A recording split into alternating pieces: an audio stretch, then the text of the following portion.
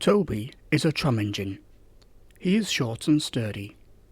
He has cow catchers and side plates and doesn't look like a steam engine at all. He takes trucks from farms and factories to the main line, and the big engines take them to London and elsewhere. His tram line runs alongside roads, through fields and villages. Toby rings his bell cheerfully to everyone he meets. He has a coach called Henrietta, who has seen better days. She complains because she has few passengers. Toby is attached to Henrietta and takes her with him everywhere. "She might be useful one day," he says. Toby, as we can all agree, is the strangest design from the railway series. Surely he wasn't based on a real engine? Well, I'm here to tell you that indeed he was. Toby is a tram engine who was inspired by the Great Eastern Railway's C53 class from 1903.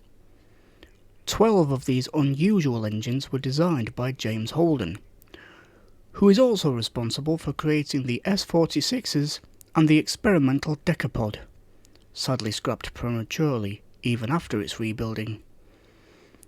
The C53s were built from 1903 until 1921 at Stratford Works.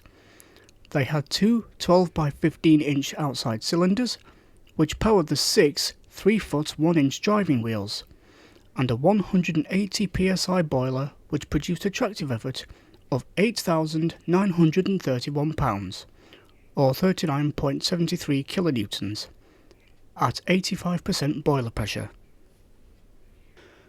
Two main reasons why they were extremely unusual was because, for one, the main engines were encased in a wooden housing, but the main boiler and controls were pretty much the standard components used on all conventional steam engines.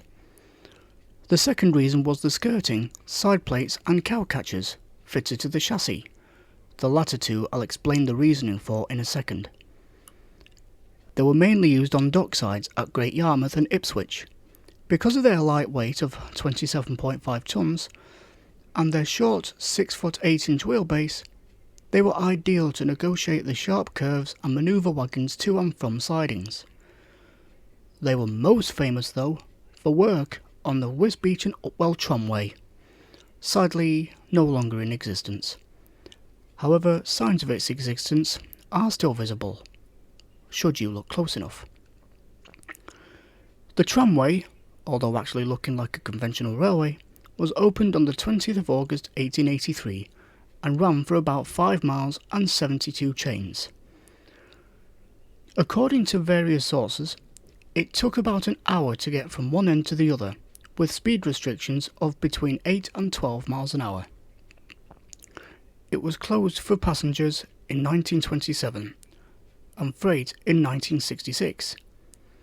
Due to Beeching's infamous axe, the line, as I mentioned, no longer survives. Back to the C53s.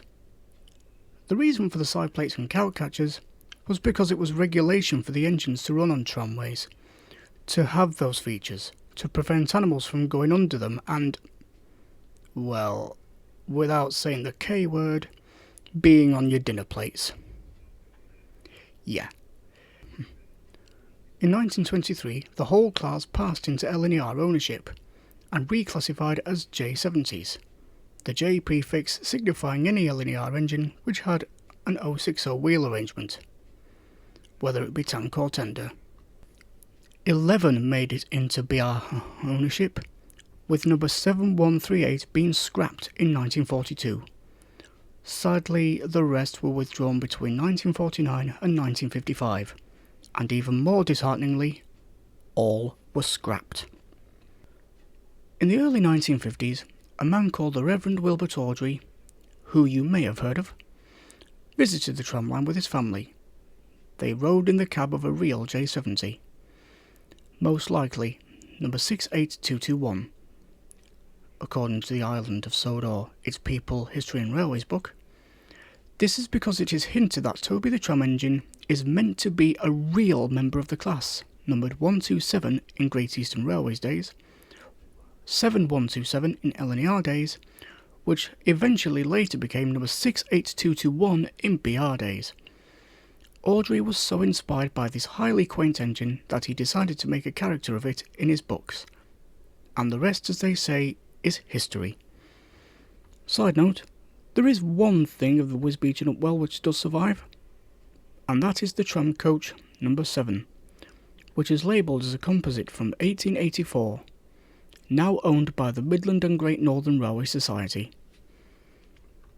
If you want to see more videos like this, consider hitting like and subscribe. See you all next time. Let me know if you like more historical videos like this. I'll be very happy to do some more. In fact, I may even have more in the works.